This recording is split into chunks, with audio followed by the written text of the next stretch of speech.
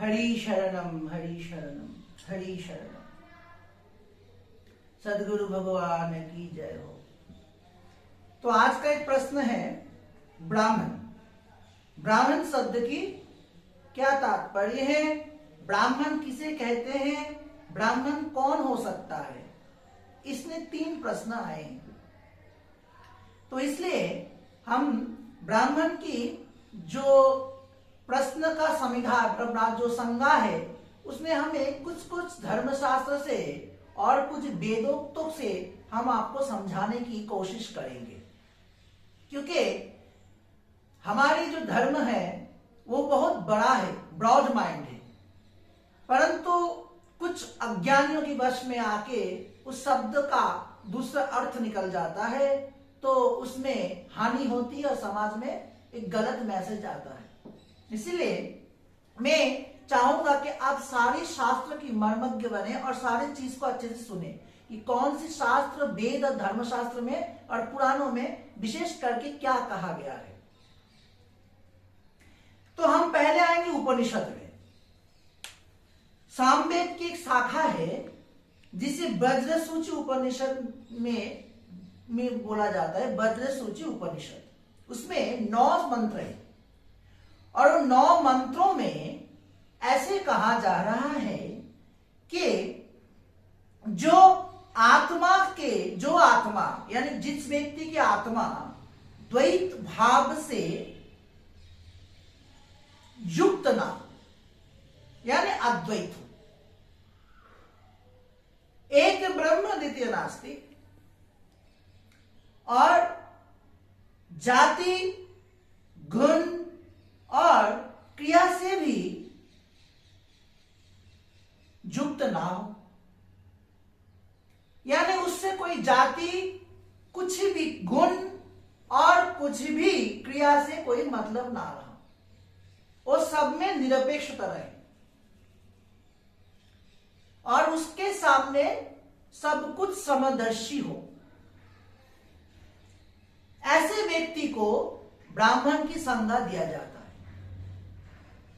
और 6 उर्मियां, 6 भाव और 6 उर्मियां, 6 भाव आदि समस्त दोषों से जो मुक्त हो, उसे ब्राह्मण कहा जाता है।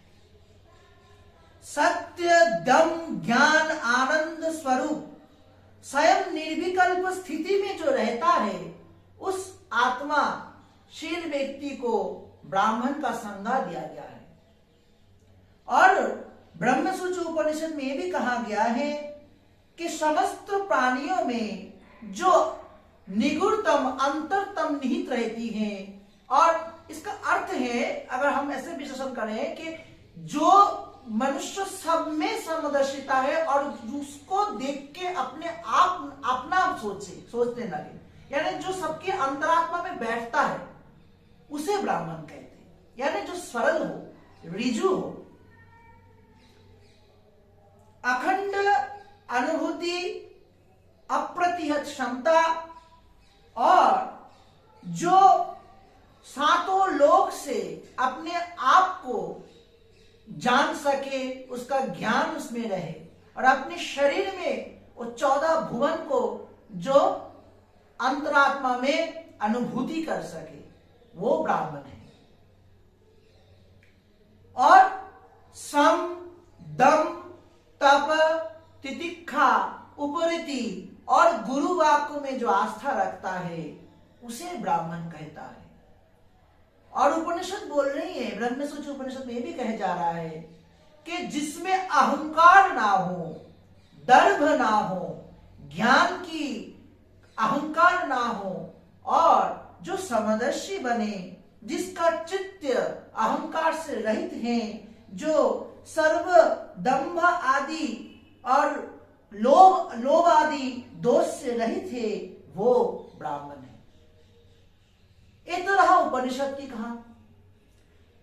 और हम इससे उड़ाएंगे वेद की ओर। जैसे वेद में कहा जा रहा है कि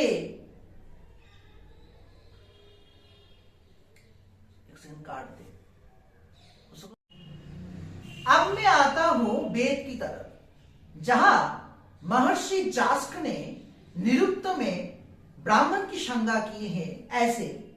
जन्मना जायते शूद्र संस्कारत भवेद द्विजः वेद पाठेत भवेद विप्रः ब्रह्म जानाति न ब्राह्मणः। यानी जो व्यक्ति जन्मता है वो जन्म से ही शूद्र रहता है। महामुनि जास्क ने बोल रही है जो जन्मता है जातक वो जन्म से ही शूद्र बनता है।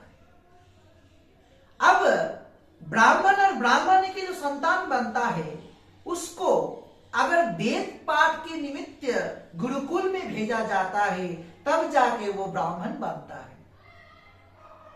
इसलिए जास कहना है वेद पाठत भवेद विप्रः।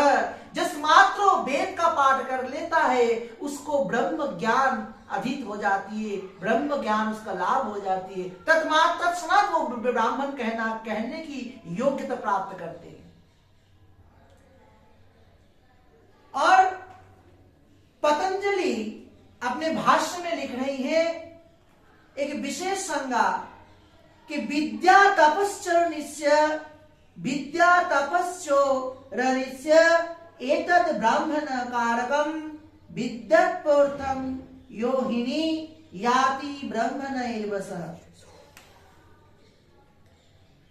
यानी विद्या, तपस्या और जाति ब्राह्मण, यानी जो ब्राह्मण और ब्राह्मणी की कुल में जो जन्मा है ऐसा जो बच्चा है, जातक है, उसे ब्राह्मण कहा जाता है। यानी जो तपस्या की है, जो ब्रह्मचर्य में है, जो वेद का पाठ किया है और जो ब्राह्मण और ब्राह्मणी की ऊर्जा से जन्मा है उस बीड़ी जात संतान को ब्राह्मण का संज्ञा दिया जा रहा है। और मनु क्या कह रही है? मनुस्मृति में बोला जा रहा है कि सन्मनादि ब्राह्मण नित्य भूदिजत विपदिता अमृतस्य च कांखे दव मानस्य सर्वदा। यानी जिस व्यक्ति को ना सम्मान का ज्ञान रहे और ना अपमान का, और जो सम्मान को के लिए मुमुर्ष ना रहे और जो अपमान को हर हाल में सहने का सक्षम रखे और अमृतस्य च कांखे देव मानस सर्वदा, जो अपमान की जो अमृत है उसे भी पान कर पाए, ऐसे निष्ठावान ब्राह्मण को, यानी ऐसे निष्ठावान जाति को ब्राह्मण का संज्ञा दिया गया है मनु ने। महाभारत में महर्षि व्यासदेव बोल रही हैं ब्राह्मण की संज्ञा में कि ब्राह्मण वो होता है जो ब्रह्म ज्ञान और वेद की अनुष्ठान करता है, नित्य शोध कर्मादि और यज्ञादि से, नित्य कर्म से और प्रायश्चित्त आदि विधान और अपने नित्य कर्म से जो तत्पर रहता है वो ब्राह्मण है। और जो व्यक्ति ऐसा नहीं करता है वो ब्राह्मण होते भी शूद्र की वत हो जाती है।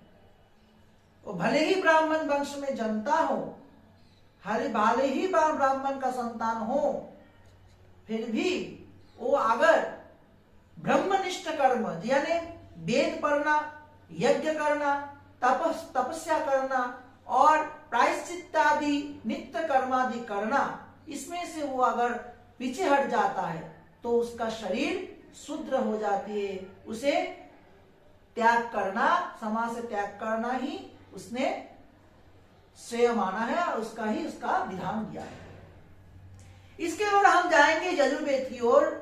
यजुर्वेद में कहा गया है वयम राष्ट्रम जगृयाम पुरोहितः। वयम राष्ट्र जगृयाम पुरोहितः अर्थात होती है कि ब्राह्मण वो जाति है जाति में अपना समाज के कल्याण हेतु वो पौरोहित्य के पंथा में आती है, खुद आगे अग्रणी होके समाज शोधन के लिए, समाज सुधार के लिए चिंता करती है, उसे ब्राह्मण कहता है। अपने अंदर की सारी शक्ति से समाज की जो कल्याण कर सकते हैं, विदाउट अहंकार, विदाउट अपना लोभ, सब कुछ त्याग के समाज के कल्याण में जो अग्रगण्य होती है, उसे ब्राह्मण की संज्ञा दिया गया है। प्रजा, राष्ट्र और प्रचंड प्रकृति के जूझने की क्षमता जिसमें होती है, उसे ब्राह्मण की संज्ञा दिया गया है। ऋग्वेद में बोला जा रहा है, ब्राह्मणस्य सौमीन वाचं व्रत ब्रह्म कृन्तवन्तः परिवत्स्यारिणम् अर्धवयवो धर्मिणः सिद्धिदाना आविर्भवन्ति गुह्या केचित्।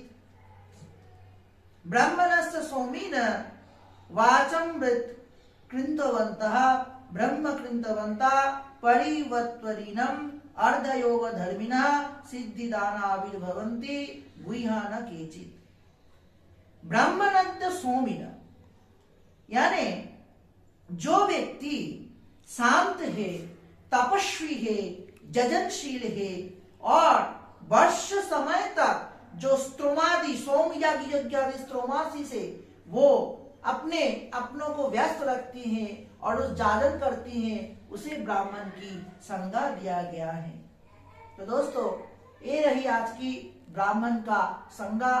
आपको अगर अच्छा लगे तो उसमें साथ जुड़े रहे और अरबी प्रश्नों और उत्तर के साथ अपने मूल्यवान कमेंट बॉक्स में उत्तर दे सकते हैं।